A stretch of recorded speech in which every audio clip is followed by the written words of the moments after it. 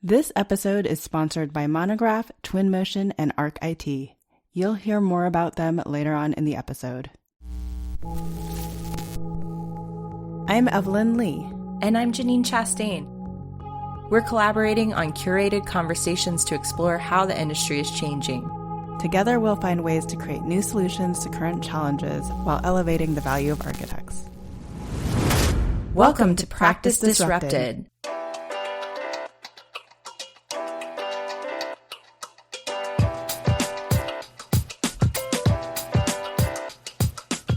Hello, listeners. Hello, Janine. Hey, Evelyn. Hey, Disruptors. So today's episode is going to be a little different. Usually, Janine and I prep for an interview and then record our intro and outro separate so we can provide you somewhat of a recap at the end of each episode. However, today we are going to try to do it all in one, and that's mostly because today's guest is my co-host, Janine, who is going to share some of the research she's been doing behind her business. Yes, and I think in Dungeons and Dragons terms, they would call this a one-shot. So we're playing straight through in one sitting. But before we get into that, I want to pause because I think we need to reflect on your story before my story. You made a big announcement last Thursday on running for national president of the AIA. The response has been amazing, especially over on LinkedIn. And I wanted to, see if you wanted to share any updates now that you've gone through this process of sharing this publicly. I'm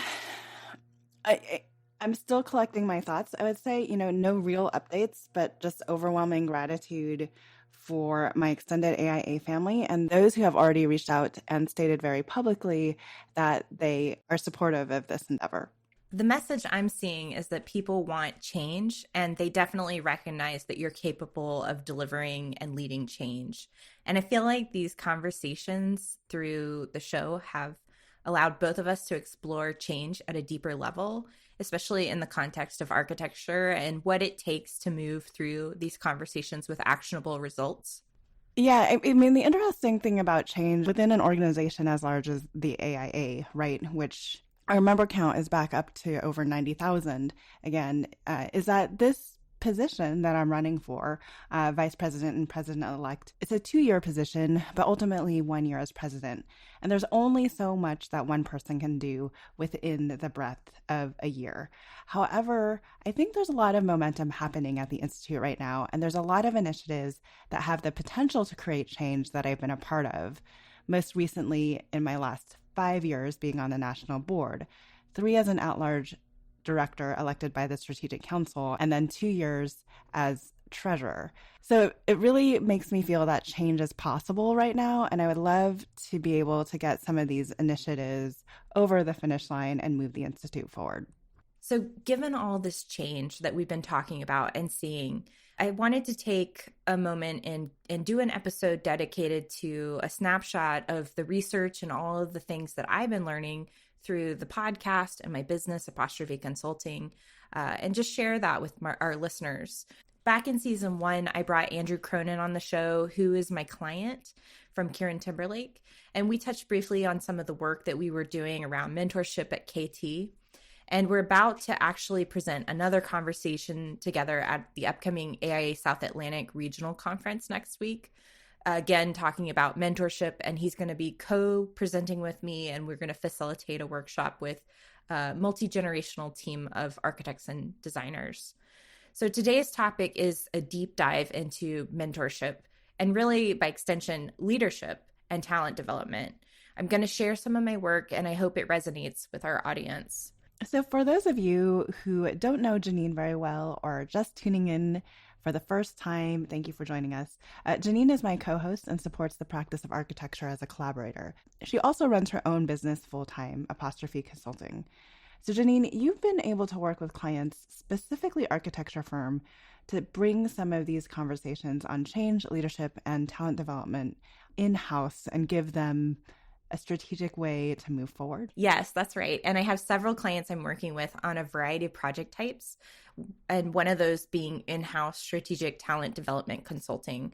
So in one conversation I'm talking about mentorship, and another it's leadership, but they both are basically tailored to this conversation of talent development and staff development, designed specifically for those firms that I'm working with to respond directly to their firm culture and their needs, and integrating in the industry best practices as well as the research I've been doing. Great. So I'm so excited to hear more about this and ask you some questions. But before we jump into the interview, we usually share our guest bio. So here goes. Janine Chastain is a consultant trained in architecture and business management with a decade of experience working with award-winning architects. She founded Apostrophe Consulting to help architecture firms win more work, build a culture of leadership and trust within the studio, and create a pipeline for emerging leaders to grow. She is the co-host of this show, Practice Disrupted, a podcast that addresses how technology, cultural shifts, and emerging best practices in business are prompting industry disruption and transformation. A recipient of the 2017 AIA Associates Award, Janine holds both a BArch and an MBA. She specializes in facilitating conversations that engage multi-generational teams and has designed, developed, and presented dozens of professional development training programs that inspire next-gen leaders.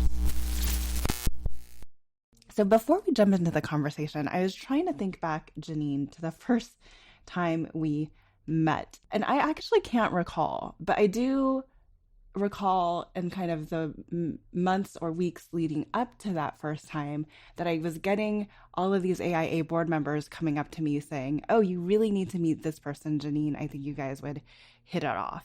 Yeah, it's vague to me too, Evelyn, because I definitely knew about you before I met you. And then I think after I moved to California, somehow I ended up at the AIA California board meeting, and I vividly remember we ended up in a car driving back from Sacramento to the Bay Area. And that was probably like the first time that we were really able to have a group conversation. I think Anne was in the car with us. Oh, was Anne the driver? Anne Lair-Blandis. I was the driver. Oh, wait, you were the driver driving us back. Well, thank you for that lift back from San Francisco, from Sacramento. And then from there, we just continued to connect, over many, many, many AIA events. Yes. I want to dive a little bit deeper on mentorship. So I don't know if our listeners have actually picked up on this, but there is a bit of an age gap between us. Not to say that's bad. I actually think it's very productive to our conversations, because I firmly land myself in Gen X, and you are millennial, and I think that a lot of the conversations that we are having are both similar but different enough that we bring two different perspectives to the table. But I'm more interested in hearing specifically what you've been focusing on around mentorship. Yeah, I'm really all in on this topic, and I find it interesting because it taps into this people part of practice, which is always what I've been very excited about. From my early days in AIS, it was all about like developing people, and specifically, I was always interested in helping the people that I was working with as leaders grow. And so, that shows up in a lot of different ways, from career development to just leadership development. Like when you're serving as an AIS chapter president early on, that's like a whole experience of learning how to be a leader for the first time. But I've gone on and I've worked with AIA leaders at all points in their careers. So I find it very interesting. And while originally it was about leadership, and how to make architects better leaders, my work, as it's evolved, I've realized that mentorship is basically an extension of leadership. And it's a great way to talk about leadership because it explores talent themes across all aspects of the studio setting. So I'm working with several clients right now on mentorship and leadership, and essentially just working with their staff to help them grow. And I've worked with a lot of leaders one-to-one, but I find that in these conversations, it's really about a group dynamic that's happening in the studio, as we talk about studio culture going on. And it does tap into your point about all of these different generations kind of learning to work together and how to communicate together. So, in addition to all of that, because of the pandemic, mentorship has emerged as a really important and growing request that I'm getting from architects, and they're asking me to help on, especially because of the talent development and retention piece that I think a lot of firms are trying to figure out how to manage. And you and I have had this conversation. A friend of a friend, I'm not going to name any names, but very on early in my career, I was I was admittedly kind of against all these mentoring programs because for me, mentorship has to happen somewhat organically, right? If the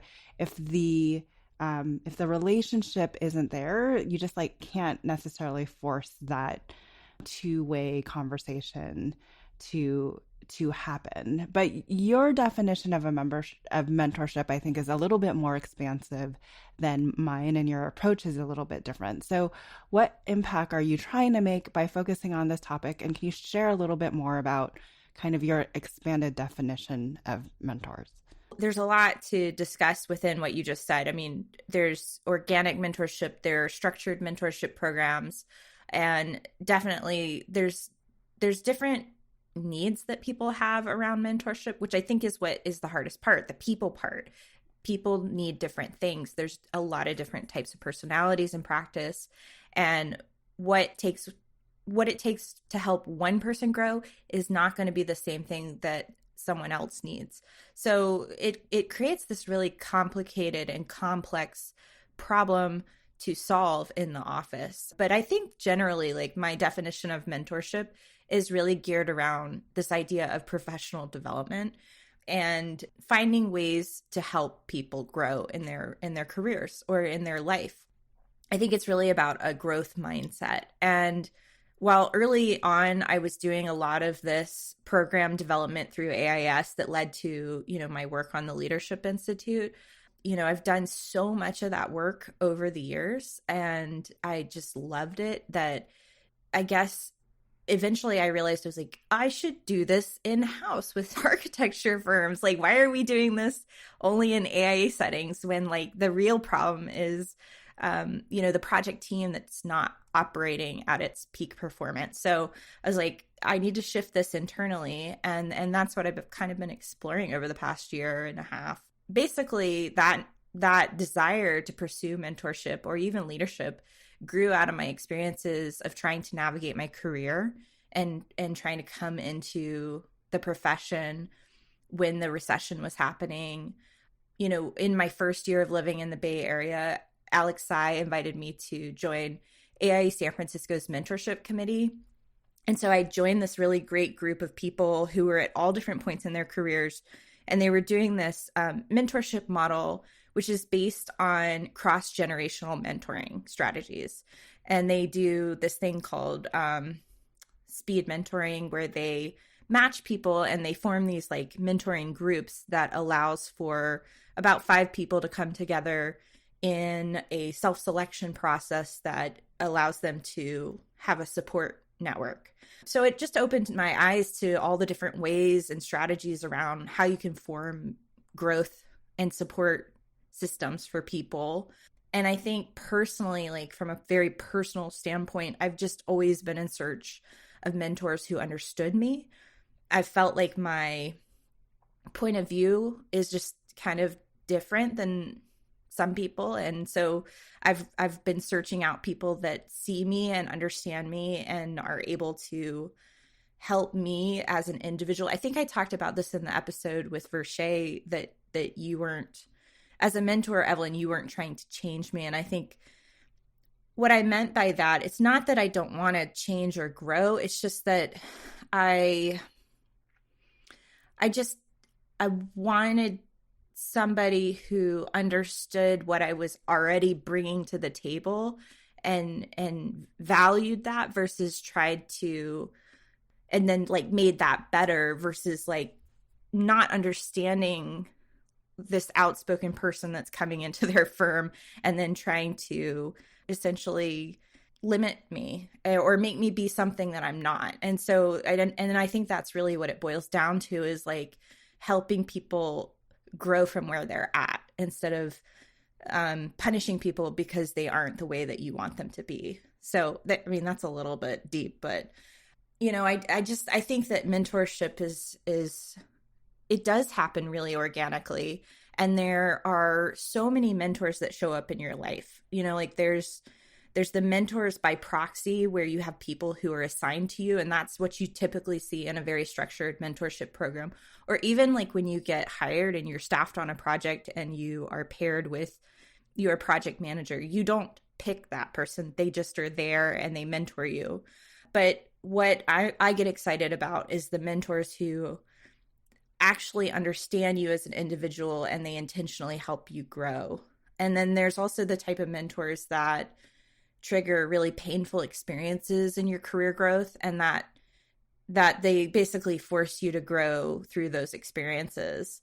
And then there's like the informal network of peers that also become your mentors in the studio environment. So I don't know. I get excited about all this stuff because I see all this complexity to how these conversations around mentorship happen. And instead of thinking, I think, very in a limited capacity about mentorship as a one-to-one relationship, I just see it as an infinite, expansive experience that you go through your entire career, where you're meeting people and learning from people, and you're growing through the process of, just learning and making mistakes. Yeah, I guess, I mean, one of the lessons that I'm learning from you, and I think you've just kind of restated it, is that you actually might be a proxy mentor for somebody without having like formed the, do you want to mentor me? I want to mentor you, or like having that conversation, right? Verche talked a little bit about it, and you kind of mentioned it.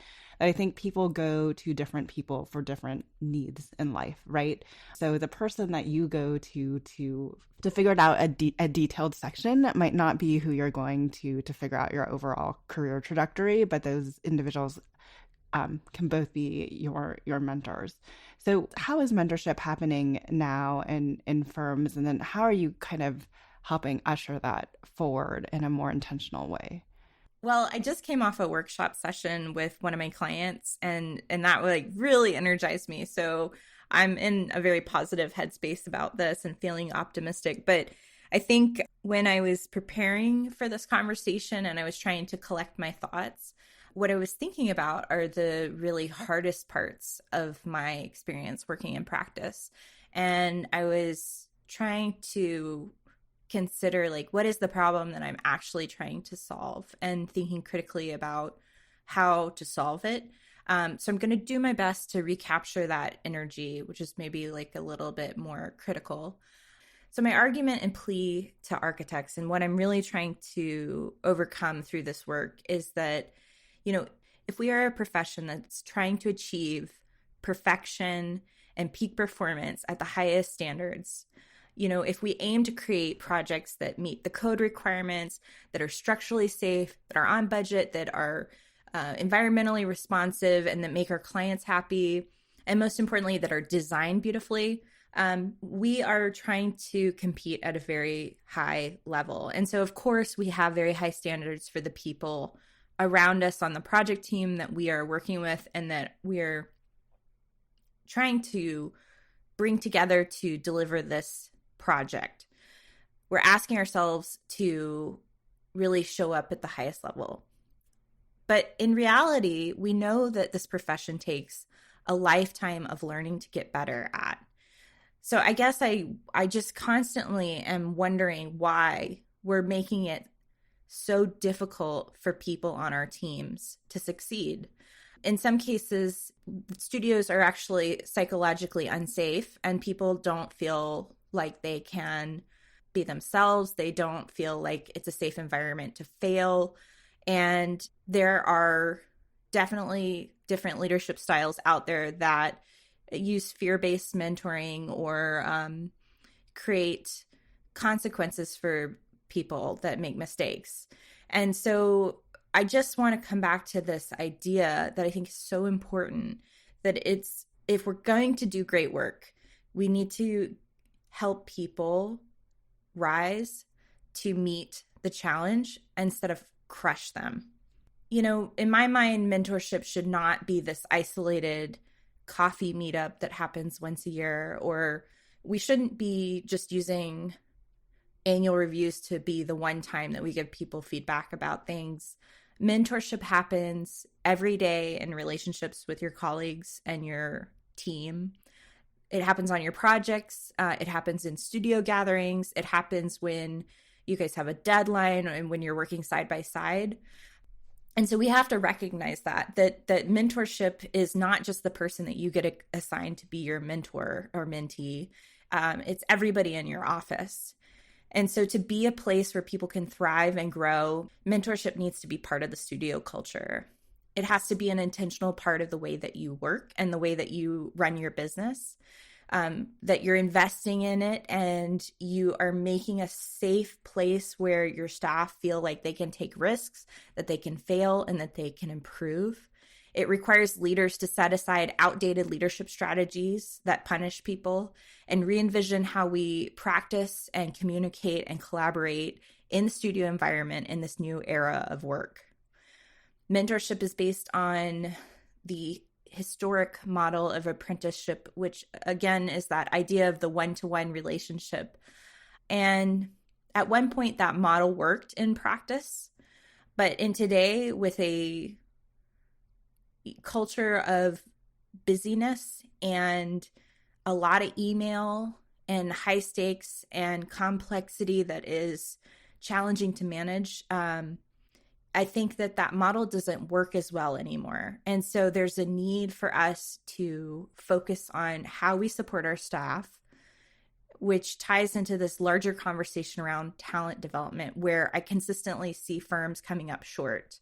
So interestingly enough, I think that mentorship is the key to help studios operate at a high performance level. Let's take a break from this conversation to talk about our sponsor of this episode, Monograph. We're proud to partner with Monograph because they are helping to transform the practice of architecture, one design studio at a time. Tired of using dated and clunky software to manage your firm? Or do you feel frustrated wrangling all of your spreadsheets to get a clear view of where your project stands today? Monograph is here to help. Designed by architects for architects, Monograph allows you to track your time, your projects, and your budgets in real time. With their awesome Money Gantt, you can immediately understand project performance across your entire firm portfolio. Need to adjust your projects week to week? Their new tool, Resource, allows you to reallocate your team's time and track its impact on your remaining budget. Be proactive with Monograph. And Twinmotion. Now, you've probably heard of Zaha Hadid Architects. As one of the world's best-known firms when it comes to innovation, they're big fans of pushing boundaries. The team at ZHA has started using Twinmotion, a simple, real-time ArcViz tool that lets you instantly visualize ideas and clearly communicate them to stakeholders. ZHA designer Marco Marghetta says that the benefit of using Twinmotion for the designers are the simplicity of the interface, the playfulness with which you can articulate your scenes, and not having to worry about all the technical aspects that real-time usually brings, like light maps, PBR workflows, and other technical details. Marco also loves Twinmotion Cloud, which lets any member of the team access a project from their web browser without a single download or installation. The project manager can access the model, review it, and immediately give you feedback anytime from anywhere, says Marco. To download your exclusive free trial, head to twinmotion.link/disrupted. That's twinmotion.link/disrupted.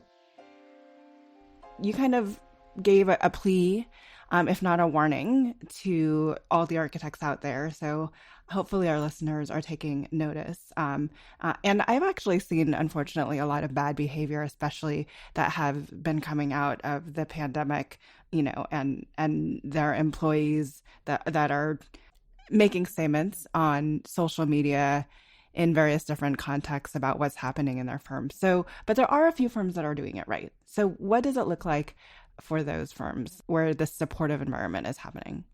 Yeah. And again, there are definitely firms that are doing it right. So, I'm talking about worst case scenarios as a warning, but I think that the firms that are doing it right and the firms that are coming to me to do this type of consulting work are actually interested in this process of designing the studio environment to respond to the way that their teams and their office need to function, and figuring out like how do they help people at the individual level, how do they help their team succeed. And so we are talking a lot in those conversations about ways in which you can lift people up through project work. And a big takeaway for me has been just talking about this idea of making people feel seen and valued. So many times in busy projects, we get tied up on the deadline and then we forget that there are people around us on this project that are at various stages in their career, and they need to feel valued in order to feel like they want to stay at the firm and grow with the firm, and to nurture those people and to help them feel like they're succeeding so that they have a reason to stay. I think the metrics for what makes people want to stay at a firm have changed dramatically from the way that it worked decades ago. And so it's an entirely different value system now, I think, in many ways. It's no longer based on salary and loyalty. It's really based on feeling valued and feeling like, especially for younger people, millennials included, that they're on a pathway to growth in some capacity. Money is important also, but there are other metrics. And I think, Evelyn, you've probably even seen some very sophisticated ones working at Slack from the technology side, but these incentives that you can give to your employees that make them feel like, it's much more than just the paycheck, that they're getting an entire experience out of working at the firm. So I'm talking to my clients about planning for growth and creating pathways for people in their firm, not just annually, but daily and weekly and yearly. And how do you help bring them up in the firm? We've also talked about on the show this idea of studio culture. And so I've been talking to my clients about this concept that I call crit culture in the office. And it's really basically this communication system around how we communicate to each other. And I think that is a really important place where the conversation has room to grow, because we inherited these toxic behaviors where we critique people and we tear people down, and it's in support of making the project better. But there's a better and more human way to communicate criticism and improvement that humanizes individuals. And so we're talking a lot about what those conversations look like and how you achieve them and how you prioritize them with your time. And then I think most importantly, it just really boils down to getting to know every person in your office on a truly one-to-one basis. And I know that's hard, especially when you have a large team. But if you're empowering the people in your office to lead, and it's not all just funneled through one person at the top, then your project managers and your project architects and your job captains should each be playing a leadership role in cultivating those one-to-one relationships that create a network of support across the office, so that they can tap in and really understand and know what motivates people, what their communication preferences are, how they work best and when, and what they're struggling with, and really, instead of punishing them for the things they're struggling with, helping them to succeed, both in a personal and professional capacity. My hope is that we can start helping architecture firms and the industry as a whole prioritize growth at the individual scale for the people who are trying to pursue architecture as a career, to support these individuals. Because I think at the end of the day, that's what millennials and Gen Z are looking for desperately. And the firms that can offer that, along with some form of flexibility, they're going to win the war on talent. They're going to be able to keep and retain their people longer. So I want to go back to this idea about kind of mentorship as an organic thing versus kind of a system or process for developing mentorship. You believe that there's an ability to kind of formalize this in a way that helps everyone at the firm grow and develop together. So can you go a little bit deeper into that. I mean, my argument has always been that my best mentors have come out of the relationships that I've kind of maybe purposefully had to develop on my own, because there was never kind of there was I never had that support in the firm. Yeah, that's a good point, Evelyn. And I've been trying really hard to figure out where the gap is on this conversation, because I can see it both ways. And the best that I can come up with is that I think that, first of all, if we think about so many different individual needs, I think there are people out there that don't need this level of support. It's not something that they are looking for. Whereas there are other people that are, that would definitely benefit from that. So in some cases, that's part of the conversation.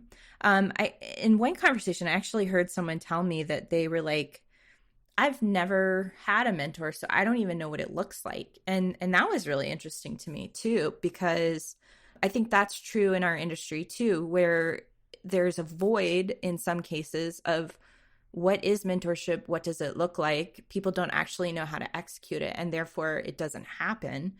Or there is an assumption that it's happening. And I think this comes back to this conversation that you've and I've had about the hybrid practice of some people feel like it's organically happening by proxy when people just listen in studio conversations. But what I've found in researching all these different firms and how they're thinking about mentorship is there are a lot of ways to design mentorship structures. The most important part is to actually be talking about it, to prioritize it as a firm owner and a leadership group, to make it something that the firm is just even discussing at an individual scale. Because I think when people don't and they just assume that it's happening, it's probably not happening quite as much as it should. I think you and I are both people who will go seek out mentorship when we feel like we need it. I'm not sure that everybody is that personality type. So I agree, some of the best relationships that I've had have been organic. And I think that's, you definitely, Clark Manis was another one that showed up in my life. And definitely there are so many others who have helped and supported me along the way.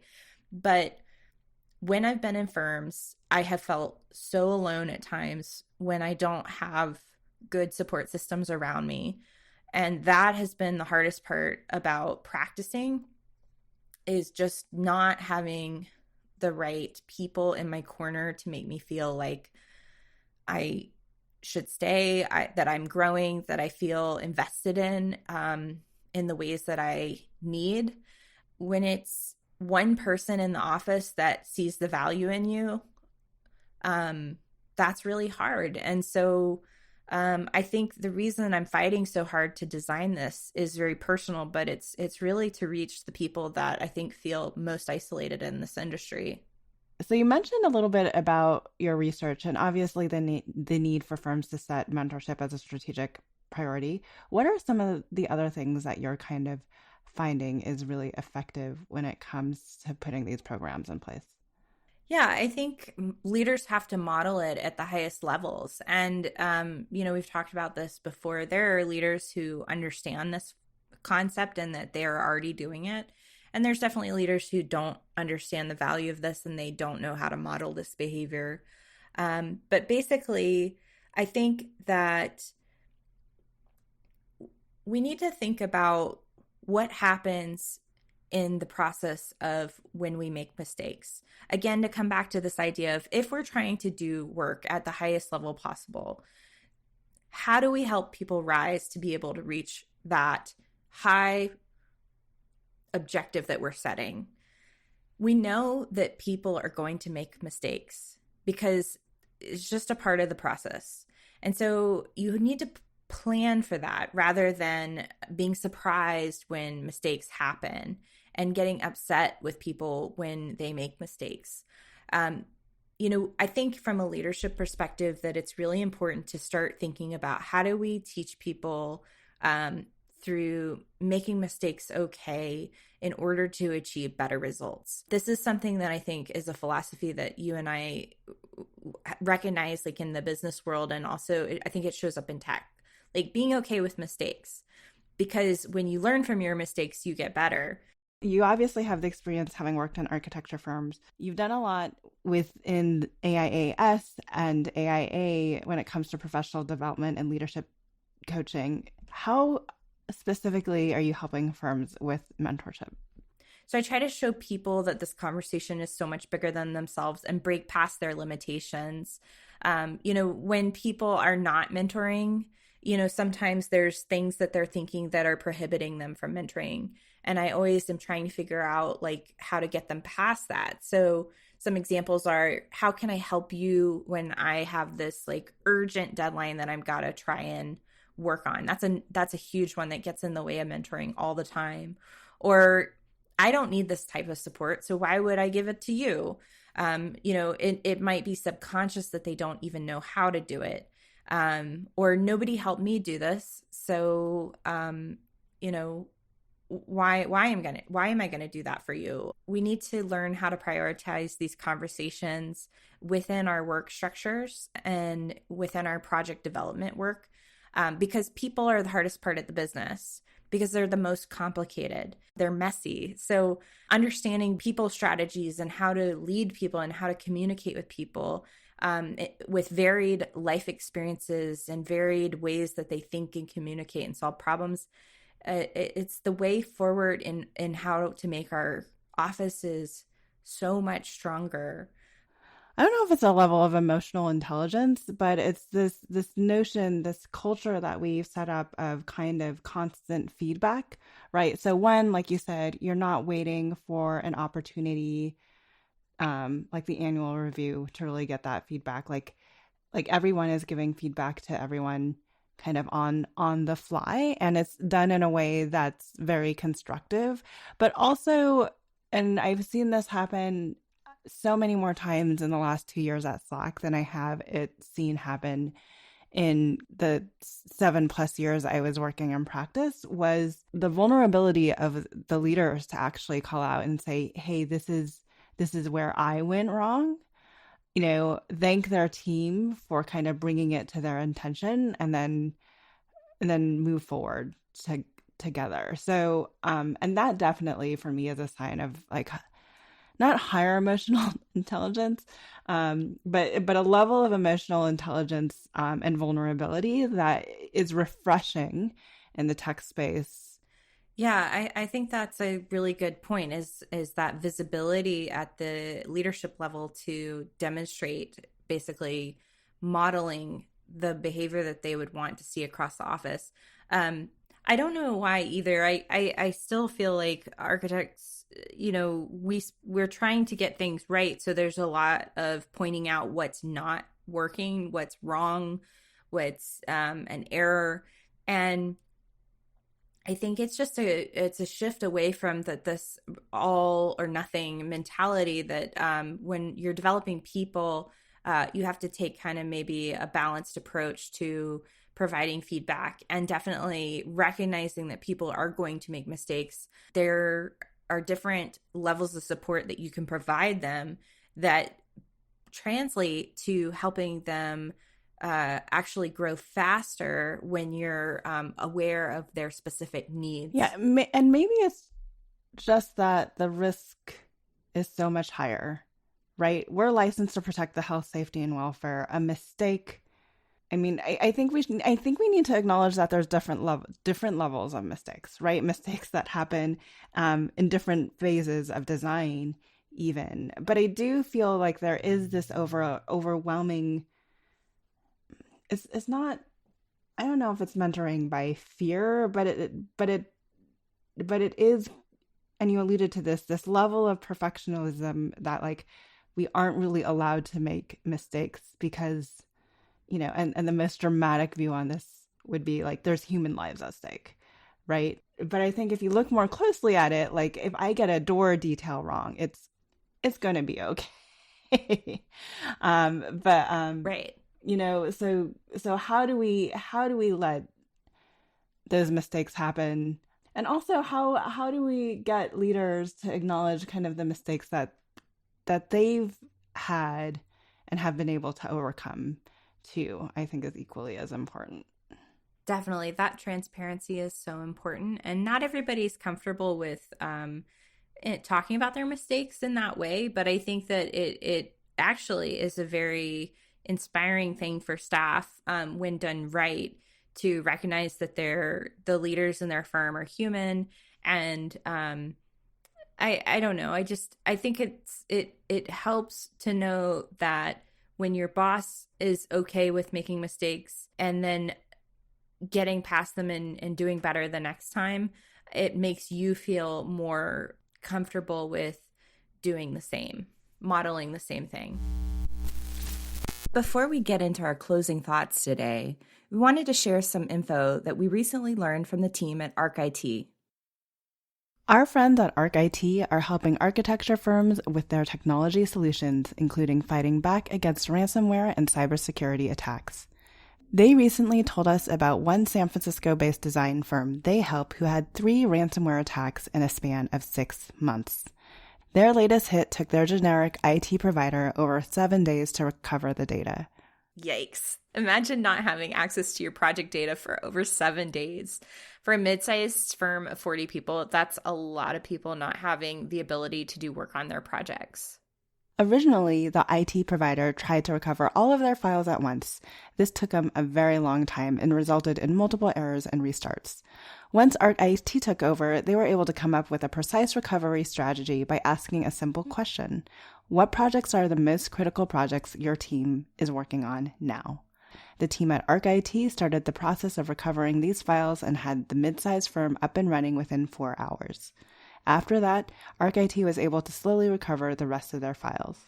Because of ArcIT's strategic approach to cybersecurity and IT in general, this award-winning design firm has not experienced any major security threats or downtime events since. ArcIT has been their trusted partner for over 3 years. ArcIT is offering a free 15-minute cybersecurity assessment to help you determine how secure your business is. During the assessment, ArcIT will help you identify your top 3 highest risk areas in your business. Speaking of risks, ArcIT is also sharing some helpful tips with Practice Disrupted listeners that you can implement tomorrow to ensure your business is secure from cybersecurity threats.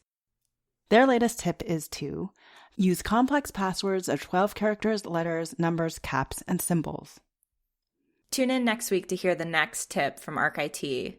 To take your security solutions further, contact ArcIT at www.getarcit.com/PD to set up your free 15-minute cybersecurity assessment or speak to them about custom solutions for your design firm. So we've talked through a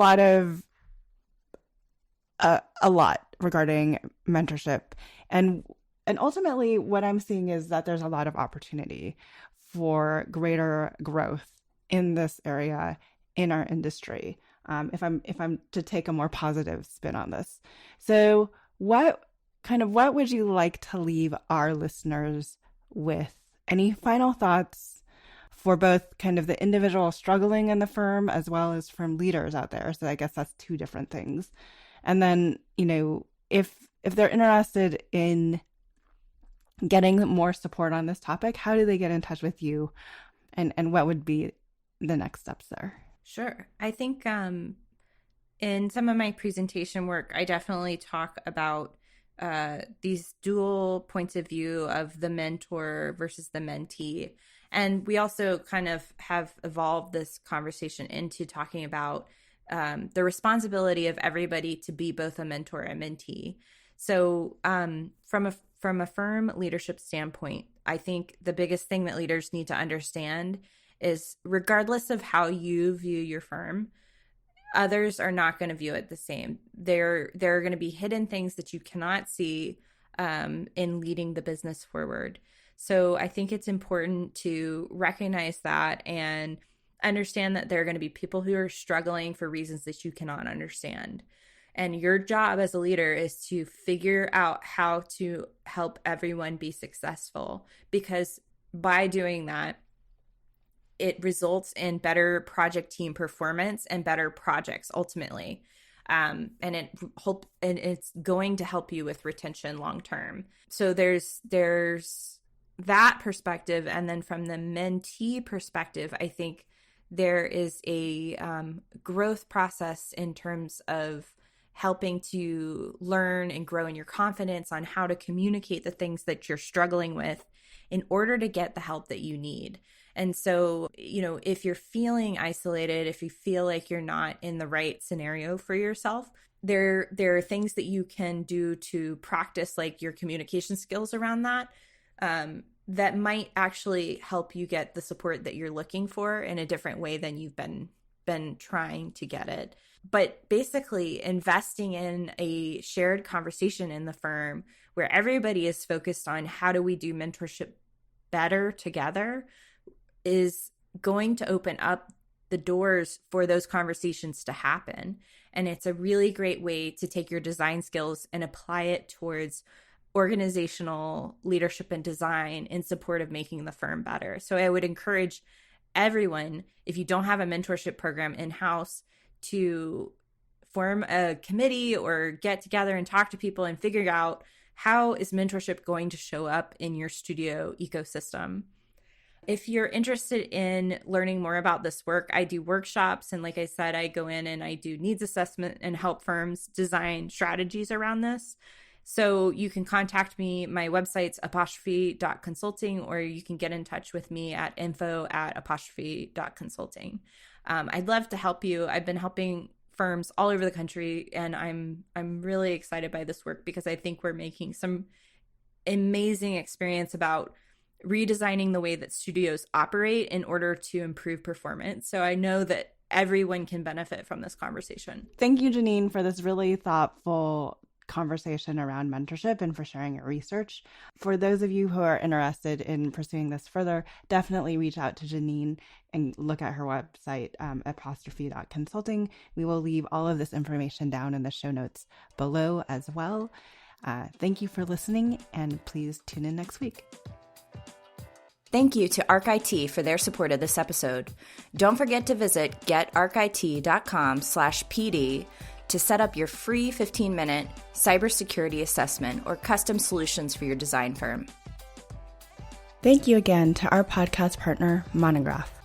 Learn how Monograph can help you take control of your firm's financial health.